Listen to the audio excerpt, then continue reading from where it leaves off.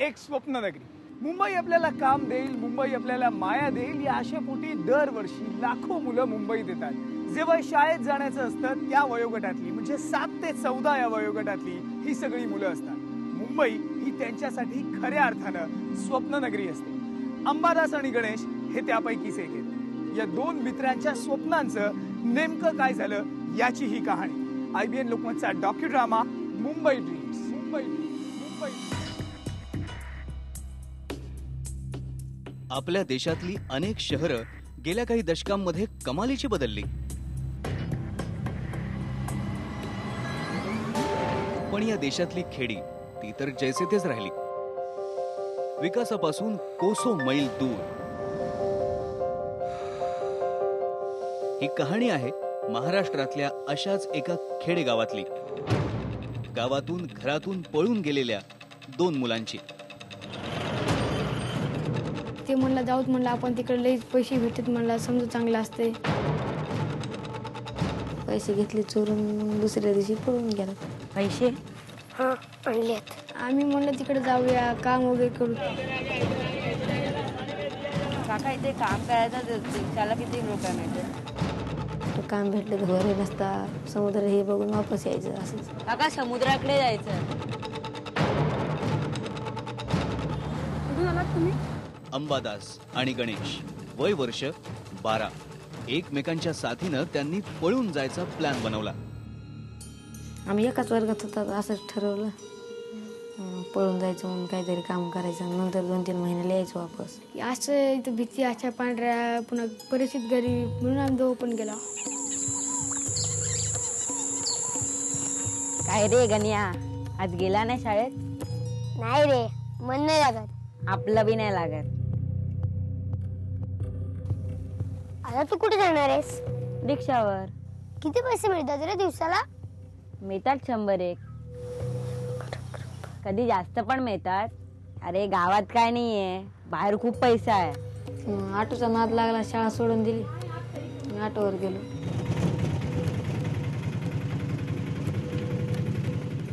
गेल्या टाइमला तू कुठे गेला होतास? मी पुण्याला लॉन्ड्रीवर. अरे मस्त 2 वेळा खायला आणि रात्री मस्त झोपायला. आमच्या इथले गलीतले 2 पोर राहतात पुण्यातून त्या शिरवळला पुण्यातून 50-60 किलोमीटर लांब आहे. तिथं कामाला गेलो. 1 महिना करून आलो काम. आणि मुंबईला मी यावेळी जाणार आहे मुंबईला. मी पण येऊ? अरे जायला पैसे लागतात. किती पैसे लागतात? 500 तरी लागतील.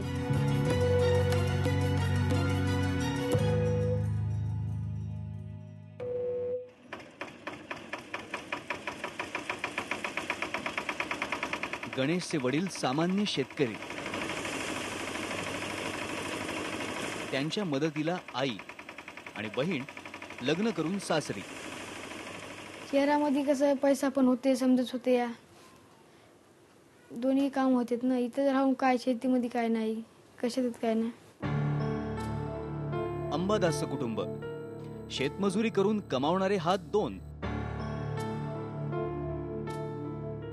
पण खायला तोंड 6. म्हणलं जाऊ पळून जाऊत म्हणलं. ते म्हणलं हो.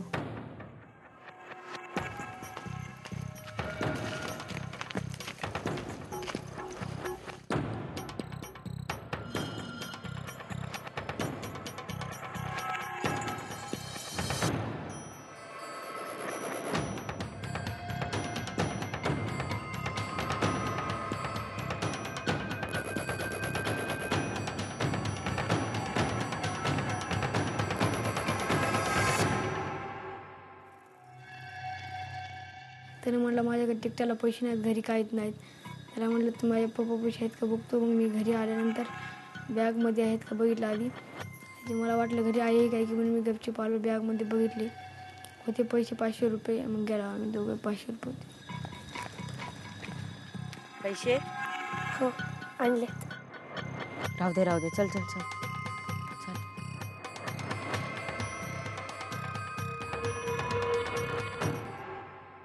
बस स्टॉपला गेलं ना काय नसते. समोर गेला तिथं पुलावर. बस स्टॉपला समजे माणसं होते आमच्या इथली.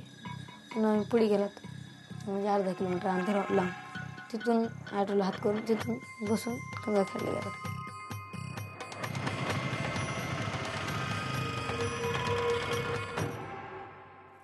इथून गपचूप निघाला. त्याला असं सांगितलं बस स्टँडवर जर गेला ते दोघं जण पळून मिळून चालत म्हणून कुठून असे हे करतील म्हणून गलीतले ते माणसं असतात ना बस स्टँडवर.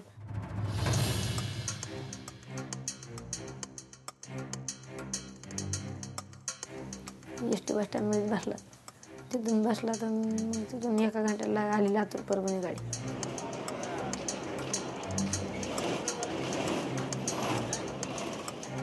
आई घाबरू लागलं ना मला. मी म्हणलं करमत नाही काय नाही. त्यांनी त्यांनी हिंमत केली. मी बी हिंमत थोडी केली. त्याने मला चल जाऊ ता.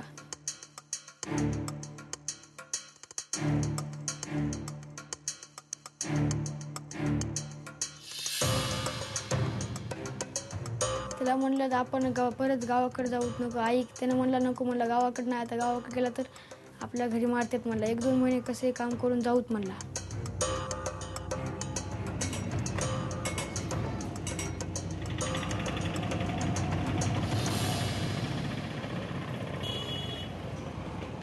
गंगाखेडून बसनं गेलात लातूरला. लातूरला म्हणजे 6-7 वाजता गेला असतात. मग तिथून रिअर छोटा ऑटो करून रेल्वे स्टेशनला गेलात. तिथं 2-3 घंटे बसला. 10 वाजता ट्रेन होती.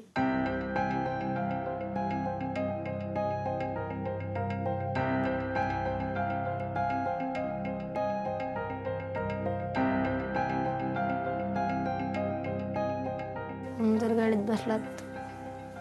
गाडीत बसले की जागा तेवढी नव्हती. समजा वरचे 2 कप्पे खोले होते. ते इकडल्या कप्प्यात मी इकडल्या कप्प्यात झोपी गेलात.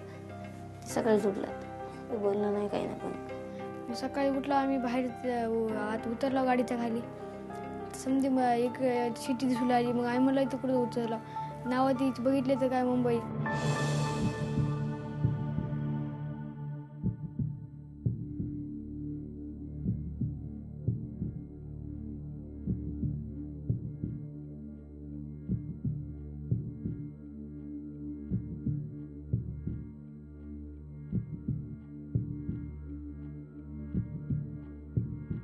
मग आम्हाला वाटलं कोण पकडते की काय होते की. म्हणून आम्ही सावकाश बाहेर निघालो.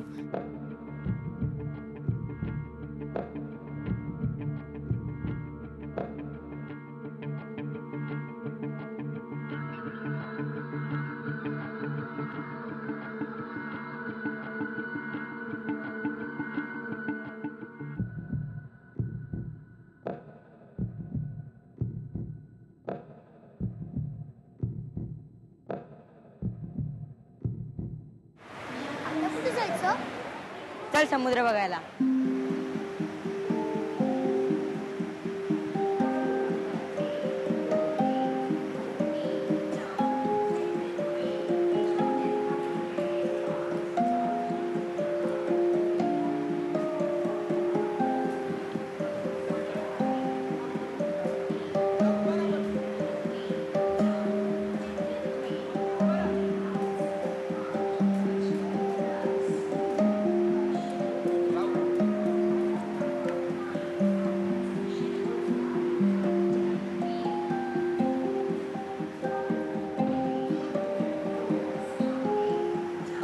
बाहेर गेल्यानंतर एका टॅक्सीवाल्याला विचारलं आम्हाला समुद्रावर जायचे.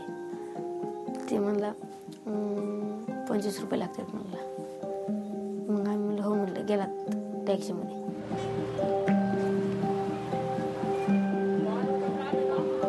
काका समुद्राकडे जायचं. बसा.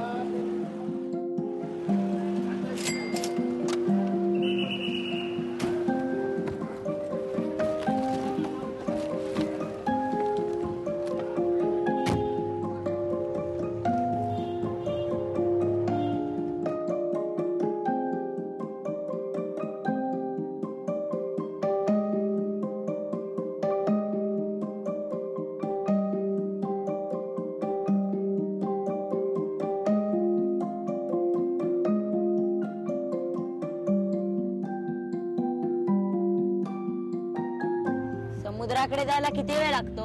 समुद्राकडे तुम्हाला कुठे जायचंय? पाण्याच्या इकडेच जायचं. हा, हे 2 मिनिटावरती आलो आता.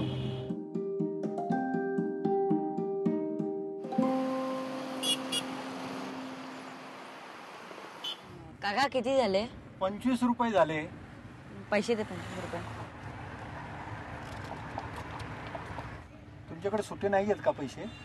नाही काका. असं द्या ना. नाही आहे काका. मग राहू. तिथं समुद्रापाशी उतरला तर ते मला पैसे द्या. आम्ही दिले 100ची नोट. ते म्हणला चिल्लर नाही. ती म्हणला चिल्लर नाही. मग चिल्लर आमच्याजवळ बी नव्हतं आणि त्याच्याजवळ बी. ते म्हणलं राहू द्या म्हणला. ते तसाच गेला निघून. पैसे घेतले नाही काही नाही.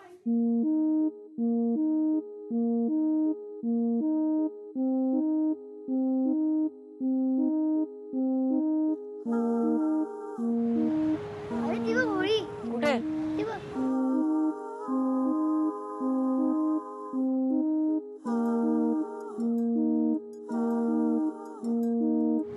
ते बघ तिथे. अरे एवढं पाणी. बाप रे. मग मी तुला सांगितलं होतं ना.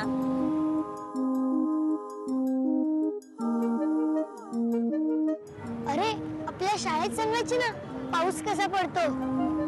रे मला नाही लक्षात येत शाळेतलं.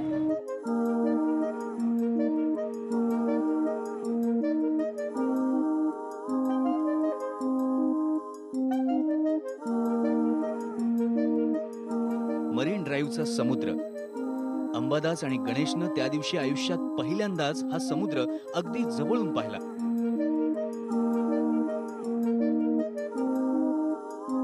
पण मुंबईतली रात्र त्यांना उघड्यावर काढायची होती.